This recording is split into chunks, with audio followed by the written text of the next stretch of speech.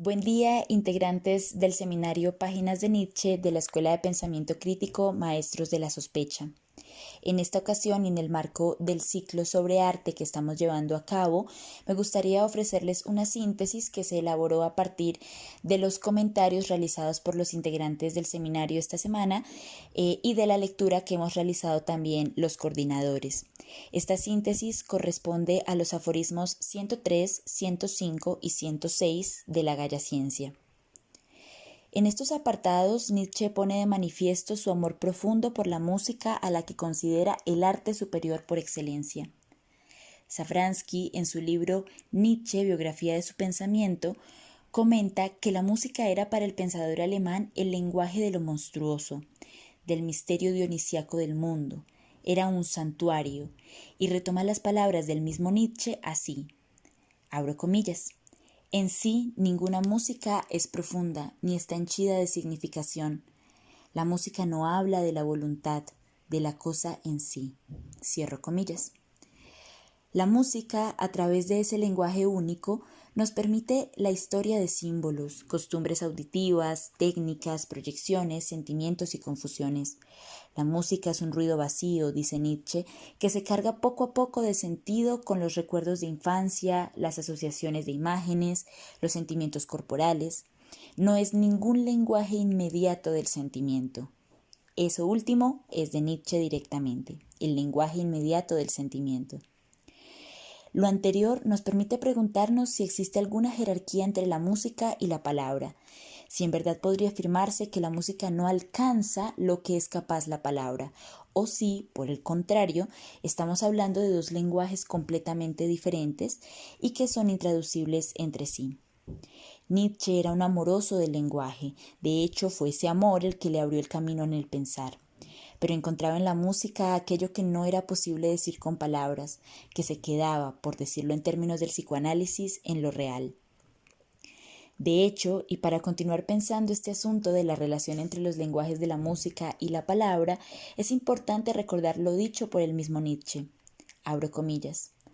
A veces la vivencia de la música es tan fuerte que uno teme por su propio yo, que corre peligro de perecer de orgía musical, por puro arrobamiento en la música. Por eso es necesario que entre la música y los oyentes dionisíacamente receptivos se interponga un medio distanciador, un mito de palabra, imagen y acción escénica. El mito, así entendido, nos protege de la música, que es empujada a un segundo plano, pero desde allí confiere tal intensidad y significación al primer plano de las acciones, palabras e imágenes, que el espectador oye la totalidad, como si el abismo más íntimo de las cosas le hablara en forma perceptible. Quien oye esta música ha puesto su oído, por así decirlo, en el ventrículo de la voluntad del mundo, y sólo el acontecer plástico en primer plano lo preserva de perder enteramente la conciencia individual de su existencia. Cierro comillas. Creo por eso pertinente que al conversar sobre los apartados que leímos esta semana, nos preguntemos también ¿qué significa privar a un ser humano de esa apertura a otras formas del decir, de experimentar el mundo que posibilita la música?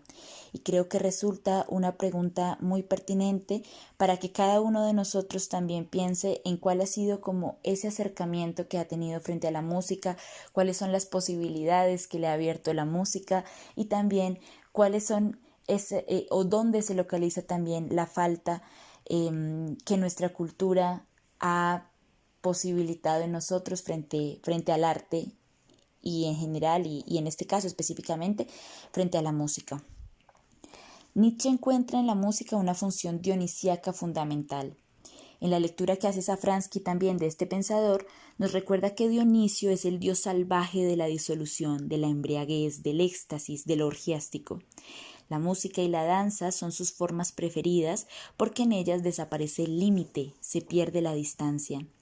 El efecto musical es dionisíaco, es hipnótico y suscita de forma más contundente la exaltación de los espíritus y sus respuestas. Así, Nietzsche afirmó en alguna ocasión que sin música la vida no tiene sentido, sería un error, una fatiga, un exilio. La música es un hechizo, una bruja que pervierte y que absorbe, es la justificación del mundo y de la vida. Y ahora Después de recordar el valor que tenía la música para nuestro pensador de referencia, podemos empezar a entrar a los aforismos que nos convocan esta semana. En primer lugar, en el aforismo 103, acerca de la música alemana, se nos plantea la cuestión de cómo es posible leer el vínculo entre la cultura, junto a eso también los hechos políticos y sociales, y la música. Y frente a esto, y siguiendo a Nietzsche, ¿cómo es posible refutar un sonido? La cultura cambia, se transforma, pero la música permanece. ¿Qué le da ese carácter imperecedero? ¿Qué hay en ella que sigue siendo vigente aun cuando los hechos que le dieron origen permanezcan en el pasado? Tal vez una clave para pensar este asunto es precisamente eso con lo que hemos iniciado esta síntesis. La música habla, por así decir, un lenguaje que va más allá de las palabras. Es un significante abierto y que por tanto puede hablarnos a cada uno y sin que sea sencillo de explicar directamente a lo que anhelamos en lo más profundo. Es un significante cuyo significado no está circunscrito a las circunstancias del contexto en que fue creado, sino que se recrea continuamente sobrepasando las barreras que impone el tiempo. Y en esos sonidos de la música alemana, Nietzsche encuentra la expresión de las masas de pueblo en movimiento, en donde se puede entreoír la profunda envidia burguesa por la nobleza. La música expresa entonces la transformación que se dio a través de la revolución. Pone en el arte la posición de ser el testigo de una época, y allí, en ese tránsito entre la resonancia del pasado y la modernidad, el pensador alemán nos pone frente a un compositor como Beethoven. También en este punto nos habla de Goethe, como la referencia del alemán de excepción, para el que aún no se ha inventado una música que esté a la par suya y de quien, en otro texto, afirma que es el hombre no domesticado, pero que, paradójicamente, también es el hombre que ha sometido su naturaleza animal, ha organizado el caos de las pasiones, ha sublimado sus impulsos y ha dado estilo a su carácter. Encontramos en estos aforismos esa aparente contradicción. De un lado, se nos habla de un cierto desprecio por la melodía que implicaría una descortesía democrática y el efecto secundario de la revolución, entendiendo la melodía como un placer abierto por la legalidad y que implica una aversión por todo lo que deviene, carece de forma y es arbitrario. En el aforismo 105, los alemanes como artistas, Nietzsche retoma un tema del que hablamos la semana anterior, el de la pasión. En este caso, la entrega a la pasión produciría un comportamiento inhábil, sin ritmo ni melodía, que permitiría el surgimiento del dolor o la emoción y nada más, como era el caso del primer orador al que Nietzsche hace referencia en el aforismo 96 que trabajamos la semana pasada. A esta entrega podría decirse desordenadora a la pasión, se contrapone la posibilidad de que la pasión permita elevar hasta lo sublime y el arrobamiento, el anhelo profundo por ir más allá de la fealdad y de la torpeza. Y como dirá Nietzsche en otro texto, permite ir más allá de los espasmos que son solo signos de que se quisiera bailar.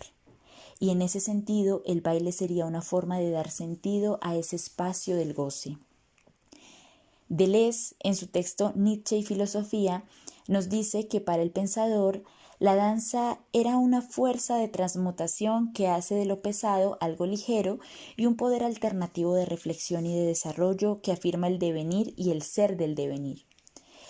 Precisamente en el discurso sobre el hombre superior en Así habló Zaratustra, Nietzsche nos dice, abro comillas, hasta la peor de las cosas tiene unas buenas piernas para danzar. Aprended entonces vosotros mismos, oh hombres superiores, a sosteneros rectos sobre vuestras piernas. Cierro comillas. Después de lo conversado hasta el momento y en donde la música aparece con su efecto hechizante, en el aforismo 106, la música como procuradora, aparece otro elemento cuando se afirma que, mediante los sonidos, se puede seducir a los hombres a cualquier error, a cualquier verdad. ¿Quién sería capaz de refutar un sonido? Y entonces se nos pregunta, ¿quieres ser irrefutable? Ante esta pregunta, Nietzsche nos habla sobre el vínculo fundamental, un vínculo entre maestro y discípulo. La respuesta que le da el discípulo a su maestro es maravillosa y nos lleva a pensar en el discurso de las 3 transformaciones del espíritu en el Zaratustra. Vale la pena recordar textualmente este fragmento del aforismo 106, donde el discípulo dice, abro comillas, yo creo en tu causa y la considero tan fuerte que diré todo cuanto aún tengo en contra de ella en mi corazón. El innovador ríe para sí mismo, nos dice este fragmento, y le conmina con el dedo. Esta clase de discípulo es la mejor, pero es peligrosa y no cualquier doctrina la tolera. Cierro comillas. Nos encontramos aquí con una disposición del discípulo para posicionarse de tal forma que le sea posible asumir un ejercicio de humildad en el que se examina lo que se hereda, se aprende y con esto se afirma, pero también un posicionamiento desde un espíritu crítico que tiene que ver con el intentar encontrar todo aquello que pudiera atentar contra la fuerza de lo propuesto, para dar lugar al ejercicio de lo creativo.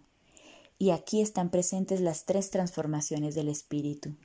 El camello que sabe recibir, el león que sabe posicionarse desde la posibilidad de un pensar crítico, y el niño que, habiendo recogido amorosamente y criticado con ferocidad, se dispone a crear.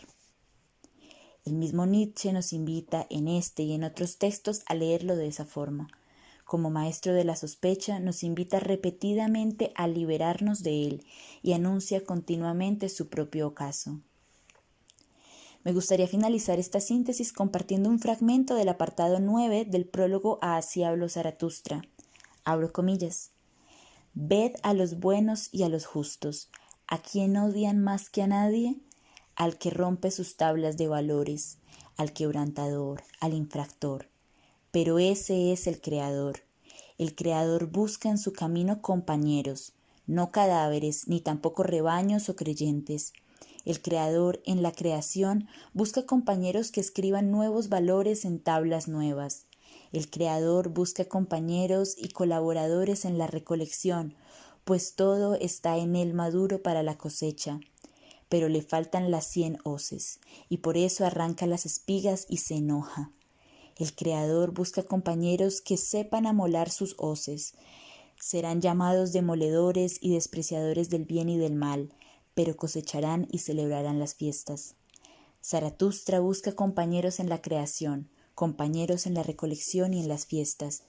¿Qué puede hacer él con rebaños y pastores y cadáveres? Bueno, agradezco mucho su atención y espero que sigamos participando activamente en este seminario. Agradezco también la colaboración de mi compañero en la coordinación, Miguel Palacios, y la escucha atenta de todos los participantes. Un abrazo y que tengan un excelente día.